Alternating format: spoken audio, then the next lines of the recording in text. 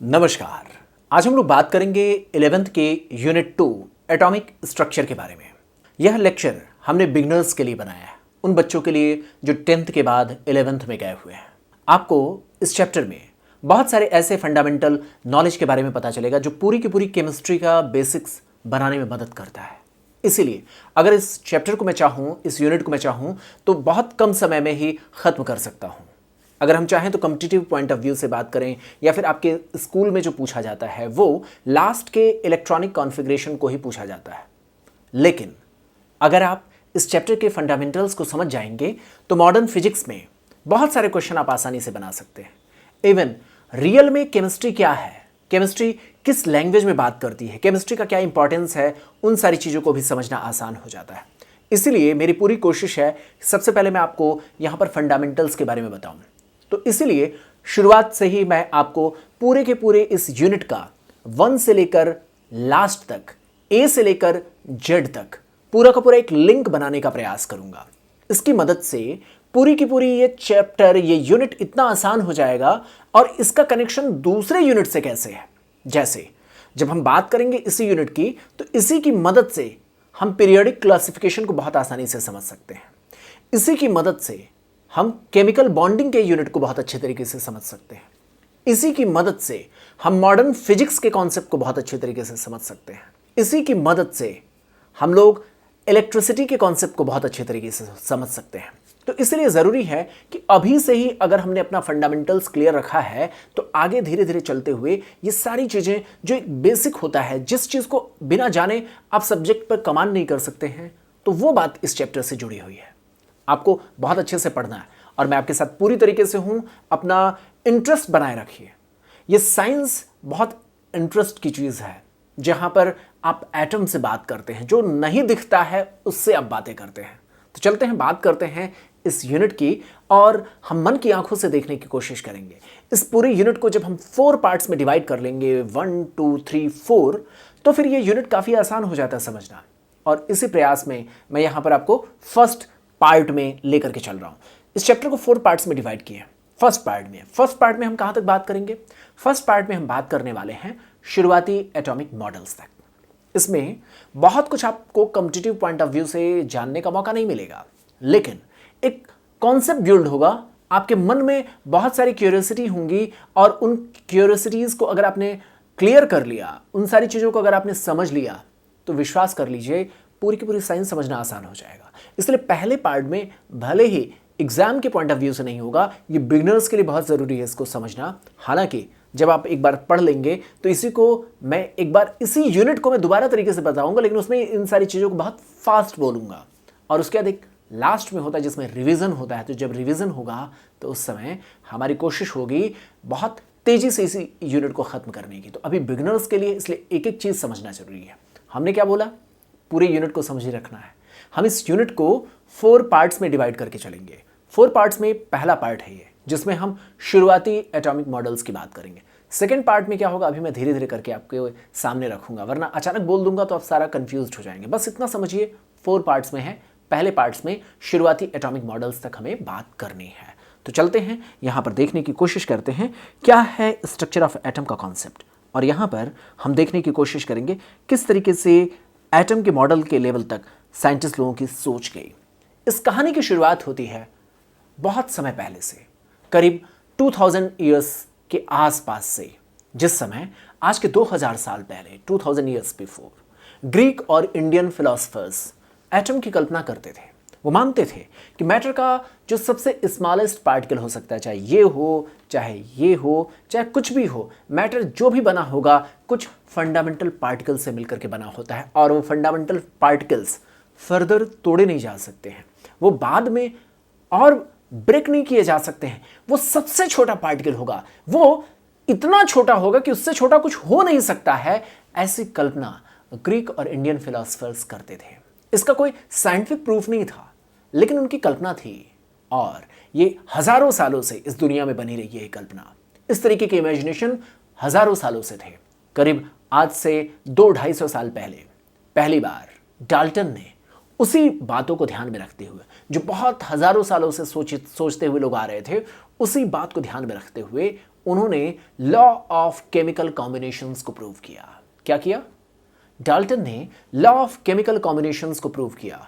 जो law of chemical combination हम first unit में पढ़ते हैं, उसको साइंटिफिकली एटम के उसी कॉन्सेप्ट की मदद से समझाने की कोशिश किया, और इस तरीके से पहली बार यह एस्टैब्लिश हुआ कि एटम तोड़ा नहीं जा सकता और एटम मैटर का फंडामेंटल पार्टिकल है।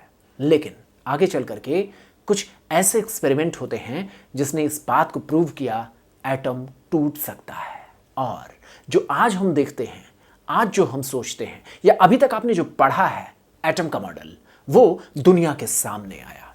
क्या मेरे कहने का मतलब है? एक बार इमेज बनाते हैं, फिर और बेहतर तरीके से समझ पाएंगे। तो देखते हैं, जो एक एटम की कल्पना करते हैं, जो एटम आपने आज तक पढ़ रखा है, उसी एटम के बारे में अभी हम सोचने की कोशिश करेंगे। तो यहाँ पर जो एटम की कल्पना है उसको आप करें, और यहाँ पर देखिए एक सेंटर में न्यूक्लियस होता है। आप जानते हैं ना, सेंटर में क्या होता है? न्यूक्लियस होता है, जिसके चारों ओर इलेक्ट्रॉन्स रिवॉल्व करते रहते हैं। इस तरीके की बात आपकी जानकारी में है।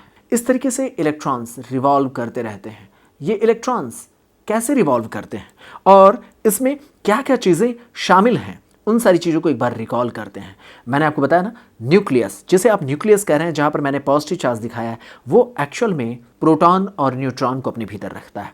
किसे रखता है? प्रोटॉन और न्यूट्रॉन को अपने भीतर रखता है।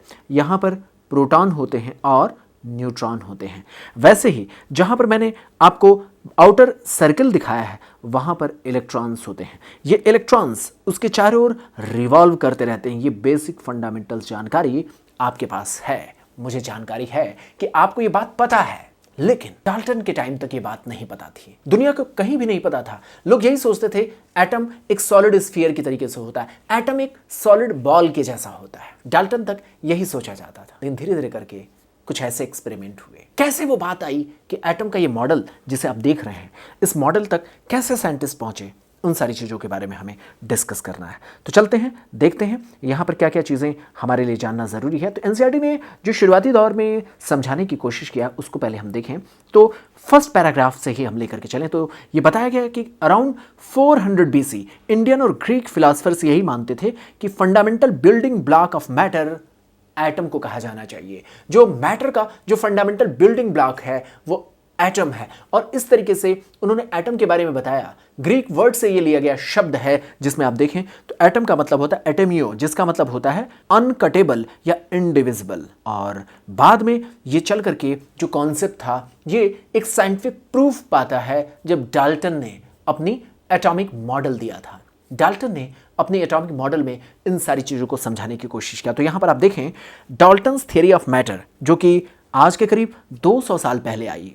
आप सोचिए कितने समय तक ये सोच थी, लेकिन साइंटिफिक प्रूफ हमारे पास नहीं था। पहली बार साइंटिफिकली इसे डाल्टन ने प्रूव किया। डाल्टन ने बताया क्या? उन्होंने भी वही सारी बातें कहा जो पहले से आ रही थी, लेकिन उसको उन्होंने केमिकल जो लॉ ऑफ केमिकल कॉम्बिनेशन को एटॉमिक थियरी के माध्यम से जो उनकी कल्पना थी, उसको उन्होंने एक साइंटिफिकली प्रूव करने की कोशिश किया। Law of conservation of mass, law of conservation of composition, law of multiple proportion, ये सारी चीजें उन्होंने सक्सेसफुली एक्सप्लेन किया। बाद में चल करके उन्हीं के समय कई ऐसे एक्सपेरिमेंट हुए जिसने इशारा किया, इस तरीके का आइडिया दिया, इस तरीके की बात उसी समय समझ में आने लगी थी कि एटम टूट सकता है। कुछ ऐसे एक्सपेरिमेंट हुए थे। थॉमसन ने, उस समय बहुत सारे और भी साइंटिस्ट थे जो उस समय के थे। उन लोगों ने जब अपने एक्सपेरिमेंट करना शुरू किया तो उसमें से आइडिया लगने लगा कि एटम ऐसा नहीं है कि वो तोड़ा नहीं जा सकता, एटम के भीतर कुछ पार्टिकल्स हैं।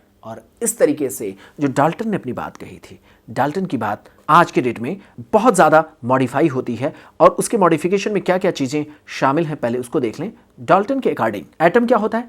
एटम के बारे में उन्होंने कहा कि एटम न्यूट्रल होता है। डाल्टन ने माना एटम न्यूट्रल होता है। दूसरा उन्होंने कहा वो स्मॉलेस्ट पार्टिकल है जो फर्दर तोड़ा नहीं जा सकता। तो उन्होंने जो स्मॉलेस्ट फंडामेंटल पार्टिकल की बात किया, अनकटेबल जो बात कहा, अनडिविजिबल की जो उन्होंने कॉन्सेप्ट लिया, वो बात आज के डेट में गलत साबित हो जाती है। ये बात पकड़ में आ जाता है कि एटम के भीतर और भी कई सारे फंडामेंटल पार्टिकल्स हैं, और फंडामेंटल कौन कौन से पार्टिकल्स हैं उसका आइडिया आपके सामने है। एटम तोड़ा जा सकता है और उसके भीतर कौन कौन से पार्टिकल्स हैं आप जानते हैं। कौन से पार्टिकल्स हैं? उसके भीतर हैं इलेक्ट्रॉन्स। इलेक्ट्रॉन्स की डिस्कवरी सबसे पहले होती है। इलेक्ट्रॉन्स की डिस्कवरी सबसे पहले होती है और उसके बाद उसी से आइडिया मिलता है कि इलेक्ट्रॉन्स के बाद प्रोटॉन्स तक साइंटिस्ट पहुंचे। तो इलेक्ट्रॉन्स के बाद फिर प्रोटॉन्स, इन दोनों पार्टिकल्स की डिस्कवरी आसान थी। लेकिन इसके बाद का जो पार्टिकल था जिसे हम न्यूट्रॉन कहते हैं, उसकी डिस्कवरी बहुत ही ज़्यादा मुश्किल थी। तो जो न्यूट्रॉन्स की कॉन्सेप्ट आया वो काफ़ी मुश्किल था। क्यों मुश्किल था, उन सारी चीज़ों को मैं आपको समझाऊंगा। मैंने आपको बताया नहीं, ये लेक्चर्स बिगिनर्स के लिए है, एक मन की आंखों को खोलने के लिए है, ये समझने के लिए है साइंस कितना इंटरेस्टिंग होता है। जैसे हमारी दुनिया में हम लड़ते हैं, झगड़ते हैं, प्यार करते हैं, शादी करते हैं, हम एक दूसरे से इंटरेक्ट करते हैं, एक दूसरे से नफरत करते हैं, वैसे मॉलिक्यूल्स के लेवल पर भी होता है। और यहां पर मैं आपको बताना चाहूंगा कि जो पूरा का पूरा ये चैप्टर है, इसमें जब हम आगे बढ़ते जाते हैं तो एक हिस्टोरिकल डेवलपमेंट तो होता ही है। इसमें इलेक्ट्रॉन से बात शुरू होती है, इलेक्ट्रॉन्स पर ही जाकर के बात खत्म होती है। इस बात को ध्यान में रखिएगा। मैंने आपको बताया ना, एज ए स्टूडेंट जब मैं भी कंफ्यूज होता था तो मुझे समझ में नहीं आता था ये चैप्टर पढ़ क्यों रहे हैं, ये क्यों पढ़ाया जा रहा है, इसका मकसद क्या है। लेकिन मेरी पूरी कोशिश रही है कि इन हर एक चीज को आपके सामने रखा जाए और इसीलिए मैंने कोशिश किया कि यहां पर हर एक पॉइंट्स आपको समझ में आए। ये चैप्टर, ये यूनिट जब शुरू होती है तो इलेक्ट्रॉन्स की डिस्कवरी से शुरू होती है, जहां से पहली बार पता चलता है एटम टूट सकता है और उस इलेक्ट्रॉन को ही डिटेल में लेकर के सोचने की जब कोशिश की जाती है तो लास्ट तक चलते चलते इलेक्ट्रॉनिक कॉन्फ़िगरेशन पर जाकर के यूनिट खत्म होती है। अब आप सोचेंगे इलेक्ट्रॉन बार बार मैं क्यों बोल रहा हूं? इलेक्ट्रॉन इसलिए बोल रहा हूं क्योंकि पूरी की पूरी एटम्स की दुनिया की ये जो पूरा का पूरा हमारे केमिस्ट्री है, उसमें इलेक्ट्रॉन्स सबसे जरूरी चीज है। सबसे जरूरी चीज है इलेक्ट्रॉन्स। ये इलेक्ट्रॉन्स ही केमिकल रिएक्शंस में पार्टिसिपेट करते हैं। ये इलेक्ट्रॉन्स ही एक दूसरे से एक्सचेंज होते हैं, ये इलेक्ट्रॉन्स ही एक दूसरे से ट्रांसफर होते हैं। और पूरी की पूरी केमिस्ट्री में रिएक्शंस की अगर आपको बात करना है तो आपको बात करना होगा इलेक्ट्रॉन्स की। इसलिए इलेक्ट्रॉन्स को लेकर के पूरा का पूरा यूनिट फोकस करता है। यही नहीं, जब आप अगला यूनिट लेकर के चलेंगे उसमें पीरियोडिक क्लासिफिकेशन की जब हम बात करेंगे तो वहां पर भी इलेक्ट्रॉन्स को ही बार बार हम फोकस करते हैं। इतना ही नहीं, जब इसके अगले यूनिट में चलते हैं, जब हम केमिकल बॉन्डिंग पे बात करेंगे तो वहां पर भी हम बात करेंगे इलेक्ट्रॉन्स को ही लेकर के। और ध्यान रखिएगा, ये तीनों जो यूनिट हैं ये हिस्ट्री में एक साथ आगे बढ़ रहे होते हैं। इसलिए जिस तरीके से आप यहां पर हिस्ट्री के डेवलपमेंट को आप पढ़ते हुए आगे बढ़ेंगे, वैसे ही आप हिस्ट्री के फंडामेंटल्स को आप पीरियोडिक क्लासिफिकेशन में आगे पढ़ते हुए आगे बढ़ेंगे। वैसे ही हिस्टोरिकल डेवलपमेंट आपको केमिकल बॉन्डिंग में भी आगे पढ़ते हुए देखने को मिलेगा। तो ये सारी चीजें एक दूसरे के साथ मिक्स्ड हैं, एक दूसरे के साथ इंटरकनेक्टेड है। चलते हैं बात करते हैं कैथोड रेज की डिस्कवरी कैसे हुई होगी। कैथोड रेज की डिस्कवरी जिसने इलेक्ट्रॉन्स के बारे में आइडिया दिया, उसके बारे में हम लोग बात करते हैं। तो यहां पर देखें, ये जो पहला पेज है एनसीईआरटी का, इसमें कुछ भी ऐसी जानकारी नहीं है जो आपको याद रखना है, लेकिन ये जरूरी है। अगर आप इसको समझेंगे नहीं तो पूरी केमिस्ट्री का कॉन्सेप्ट बिल्ड नहीं होगा। और जब एक बार कॉन्सेप्ट बिल्ड हो जाता है तो सब्जेक्ट बहुत इंटरेस्टिंग हो जाता है, उसको समझना बहुत आसान हो जाता है। तो पहले पेज पर कुछ भी ऐसी जानकारी नहीं है, लेकिन हम यहां पर कोशिश करेंगे कि इसके आगे जो भी चीजें हैं, जहां कंपटीशन से होगा, उन चीजों पर मैं आपको समझाने की कोशिश करूंगा। हम जो पहली शुरुआत होगी, जहां पर इलेक्ट्रॉन्स की डिस्कवरी होगी, वहां से इस चैप्टर में आगे बढ़ते हुए हम लोग फंडामेंटल्स पार्टिकल्स में शुरुआती जो डिस्कवरी होती है इलेक्ट्रॉन्स की, थॉमसन का वो और थॉमसन के साथियों का जो कंट्रीब्यूशन रहा है, उसको समझने की कोशिश करेंगे अगले लेक्चर में।